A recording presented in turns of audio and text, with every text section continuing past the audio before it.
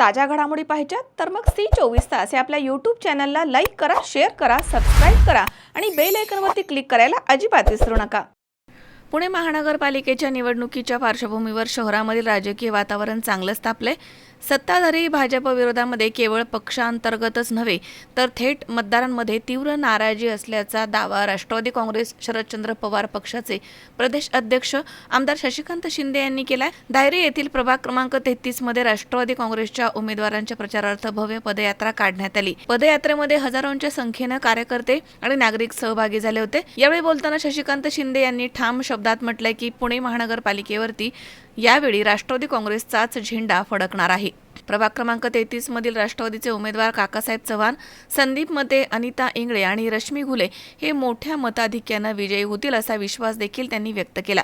तसेच दोन्ही राष्ट्रवादी काँग्रेस गटांच्या एकत्रीकरणाबाबत सध्या कोणतेही निर्णय झालेले नसल्याचं देखील शिंदे यांनी स्पष्ट केलं। काळभैरवनाथ मंदिरापासून सुरू झालेल्या या पदयात्रेत संपूर्ण दायरी परिसर राष्ट्रवादीच्या घोषणांनी दणाणून गेला। रामकृष्ण हरी वाजवा तुतारी या घोषणांनी वातावरण भारावून गेलं होतं।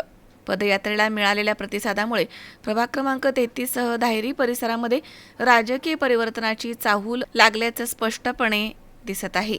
महानगरपालिकेच्या निवडणुका सुरू झालेल्या आहेत आणि मला वाटतं की महाराष्ट्रामध्ये अनेक मोठ्या महानगरपालिका आहेत। तिथं आम्ही प्रत्येक नेते मंडळी या ठिकाणी दौरे करतोय। सुप्रियाताई सुद्धा मुंबई असेल, ठाणा असेल, नवी मुंबई आहे, उद्या तर नवी मुंबईला सुप्रियाताई वगैरे आहेत, सगळीकडे दौरा करतात आणि शेवटी ते पुण्याला आपल्या स्वतःच्या घराच्या मतदारसंघात येणार आहे। मला वाटतं काका चव्हाण आणि त्यांचे सर्व सहकारी अनेक वर्षापासून आदरणीय पवार साहेबांच्यावर नितांत प्रेम करणारे कुटुंब आहे आणि कार्यकर्ते आहेत। त्यांनी आणि सुप्रियाताई यांच्यावर फार मोठ्या प्रमाणात निष्ठा आहे। सुप्रियाताईंनी फार आग्रह धरलेला, ज्यावेळेला आघाडी झाली त्या आघाडीमध्ये या जागा मला काकांसाठी पाहिजे अशा प्रकारचा विचार करून अजितदादांनी सुद्धा चारही उमेदवारांचे तुतारीच्या संदर्भातून निवडून देण्यासाठी निर्णय घेतला।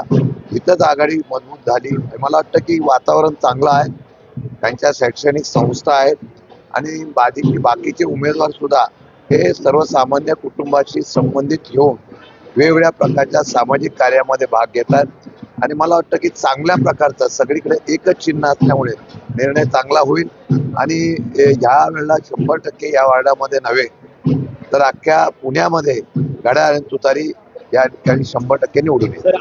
अमोल उदमले, C24 तास, पुणे।